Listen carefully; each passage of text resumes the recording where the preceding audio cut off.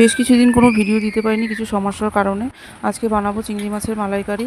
মাছটাকে ভালো করে ধুয়ে পরিষ্কার করে রেখে দিয়েছি। তারপরে আমি এখানে একটা পেস্ট তৈরি করে নেব। কাজু, চারমগজ, আদা, পেঁয়াজ, রসুন, টমেটো পেস্টটা তৈরি করে রেখে দিয়ে আমি কড়াতে সাদা তেল দিয়ে চিংড়ি মাছটাকে হালকা করে ভেজে নেব। সেই তেলের মধ্যে দিয়ে দেবো গোটা গরম মশলা আর যে পেস্টটা আমি তৈরি করেছিলাম সেটা দিয়ে বেশ কিছুক্ষণ ভালো করে মশলাটাকে কষিয়ে নেব।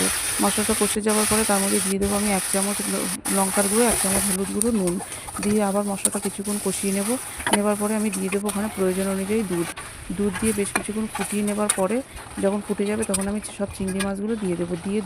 চিংড়ি মাছটা ফুটে যাওয়ার পরে দিয়ে দেবো 1 চামচ চিনি আর বেশ কিছুটা বাটার। তোমরা চাইলে নাও দিতে পারো।